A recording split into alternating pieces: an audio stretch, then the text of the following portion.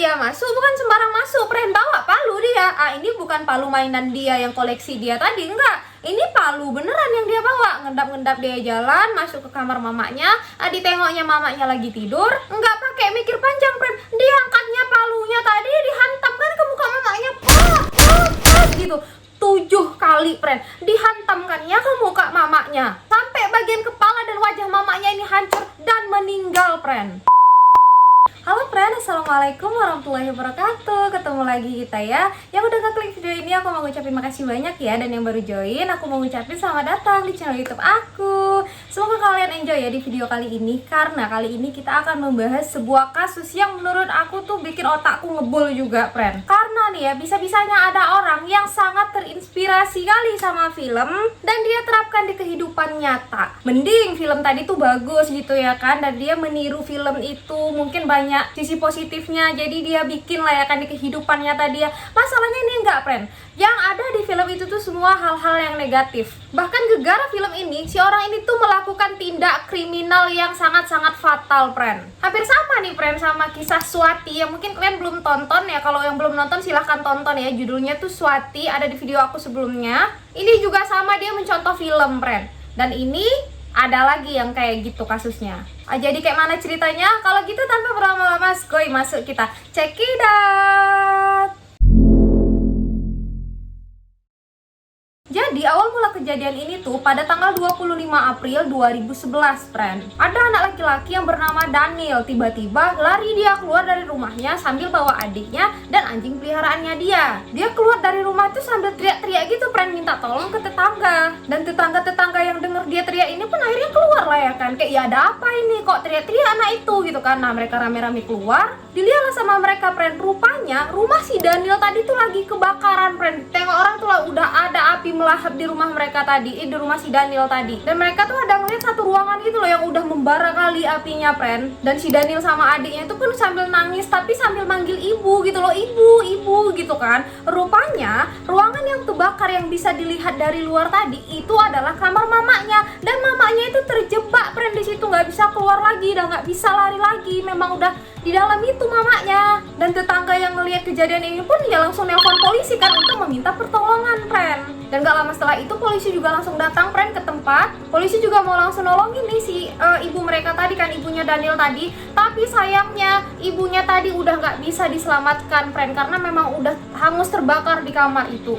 Dan aparat berwajib pun langsung mengevakuasi nih, friend, jasad ibunya si Daniel tadi dan langsung dilarikan ke rumah sakit terdekat. Selain itu, pihak kepolisian juga sempat, friend, meminta keterangan Daniel ini tentang kejadian itu kayak mana gitu. Dan pada saat itu, Daniel mengatakan kalau rumah mereka ini sebelumnya sempat didatangi perampok. Daniel mengaku bahwa ciri-ciri perampok ini tuh adalah seorang laki-laki tua dengan perawakan besar dan membawa palu, friend.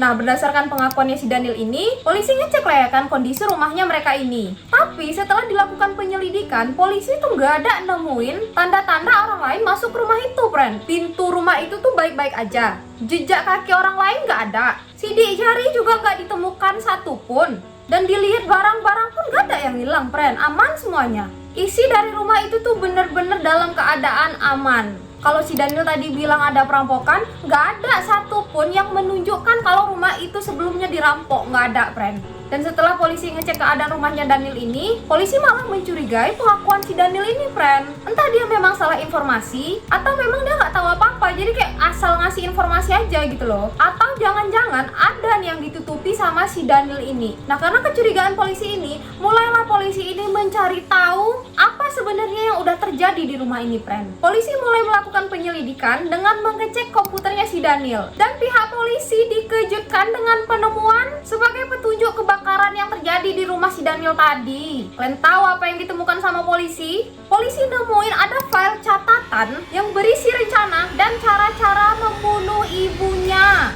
Bahkan ya, di tengah-tengah catatan si Daniel tadi ada cara-cara untuk menghilangkan bukti dan juga menghilangkan sidik jari.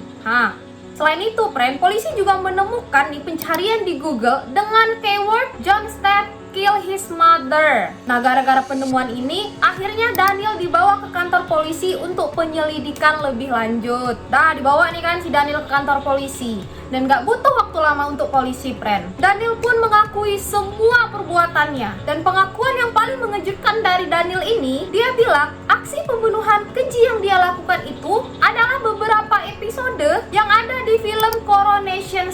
Yang mana di dalam adegan itu ada John Stepp yang sedang membunuh seorang wanita dengan menggunakan palu. Daniel juga mengaku, friend, saking sukanya dia sama film itu, dia sampai bisa menghabiskan waktunya berjam-jam setiap hari hanya untuk mengulang adegan-adegan yang ada di Coronation Street itu, friend. Jadi adegan demi adegan tuh dia perhatiin dengan detail gitu, terus dia pelajari gitu kayak mana si John Stepp ini tuh ngebunuh orang-orang itu. Kan biasanya di film itu kan pasti pakai palu ya kan, rata-ratanya pakai palu. Nah itu dia ditengok sama dia tuh pelan-pelan adegannya adegan demi adegan dia perhatikan, friend. Dan setelah dia tonton itu, setelah dia hafal itu, penasaran dia nih, pengen nyoba dia kayak mana ngebunuh orang pakai palu itu. Jadi dia mulai ada keinginan untuk mempraktekkan adegan tersebut, friend. Itulah yang dia praktekkan langsung ke ibunya, tapi ada gila-gilaan si Daniel ini memang. Kalau gitu aku ceritain kayak mana kronologi pembunuhan gila yang dilakukan sama si Daniel ini, friend. Tapi sebelum itu aku kasih tahu dulu lah sama kalian ya, siapa si Daniel ini. Kita bahas latar belakangnya. Masuk.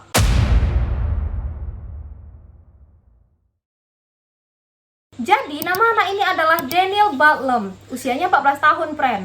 Dari tadi aku sebutnya Daniel ya, Indonesia kali, Pak. Ya, kalau orang sana tuh bilangnya Daniel ya. Aku panggilnya Daniel ya biar enak ya kan, friend. Jadi Daniel ini tuh adalah seorang anak remaja laki-laki yang tinggal bersama keluarganya di sebuah rumah yang berlokasi di jalan George Drive, Redhill, Nottingham. Nah, di rumah tersebut dia tuh tinggal sama ibunya yang bernama Jacqueline Badlam yang berusia 47 tahun, friend. Dan Daniel ini juga punya adik, friend, laki-laki. Jadi di rumah itu tuh ada dia, mamanya sama adiknya. Dan juga ada satu lagi penghuninya nih, anjing mereka, anjing peliharaan mereka lah ya. Menurut keluarganya, Daniel ini tuh dikenal dengan anak yang sopan, friend, baik, ramah, tapi memang agak sedikit pemarah. Nah, karena sifat pemarahnya ini, friend, sebenarnya ibunya ini sempat khawatir, friend, dan membawa si Daniel ini tuh ke psikolog untuk konsultasi tentang gangguan mental yang mungkin agak sedikit mengganggu itu loh, friend. Daniel mengenyam pendidikannya itu di sekolah dasar Green Home School, friend. Tapi sayangnya waktu itu orang tuanya Daniel itu memutuskan untuk berpisah. Dan akhirnya Daniel pun dipindahkan ke sekolah dasar Christ the King, friend. Jadi gara-gara orang tuanya bercerai, pindah juga dia ke sekolah barunya. Dan menurut beberapa teman sekelasnya, Daniel ini tuh memang sering kali terlibat dalam permasalahan perkelahian, friend, dengan beberapa teman sekelasnya. Bahkan orang tuanya pun sering loh dipanggil ke sekolah gegara si Daniel ini tuh bandal kali. Terus menurut catatan kepolisian juga, pada tahun 2010 Daniel ini tuh pernah mencoba kabur, friend, dari rumahnya dan menghilang dia selama beberapa hari. Terus dilaporin sama orang tuanya nih ke polisi, dan akhirnya polisi pun nyari dia. Dan dicari sama polisi, akhirnya nemu. Lagi ngapain coba dia, friend? Lagi duduk temenung, tebodoh di sekitaran jalan Nut Hall. Diam aja gitu dia, friend. Plengak gitu.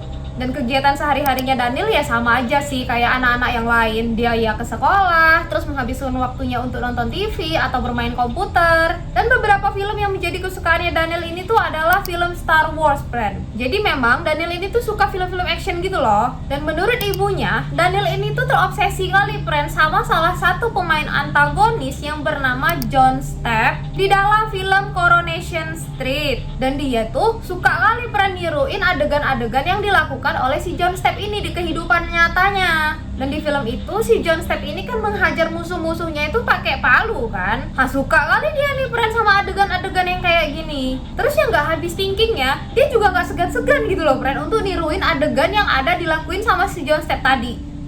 Jadi sering tuh dia berkelahi sama kawan-kawannya, mungkin pakai tangan aja, nggak mungkin pakai palu, kan? Pakai tangan aja gitu, karena kan memang si John Stepp juga selalu menghajar musuh-musuhnya itu pakai tangan dia sendiri kan. Kayak gitu deh nih, nanti berantem dia sama kawannya, dihajar sama dia. Saking sukanya dia sama karakter John Stepp ini, friend, dia sampai ngekoleksi ini loh palu, tapi palu yang terbuat dari plastik-plastik itu. Banyak sama dia tuh. Di koleksinya memang semua palu-palu itu banyak lah di tempat dia. Tau gak sih kayak palu mainan kan, kayak gitulah, friend. Dan yang paling parahnya lagi, saking dia terobsesinya nih sama film Coronation Street ini, kayak semua adegan tuh udah ada di kepala dia tuh kan, sampai dia nggak bisa loh bedain mana dunia yang dia tonton di film sama dunia nyatanya dia sampai nggak bisa bedain, friend. Udah agak nih kan, udah agak lain memang dia nih. Kalau gitu sekarang masuk kita ke waktu kejadian.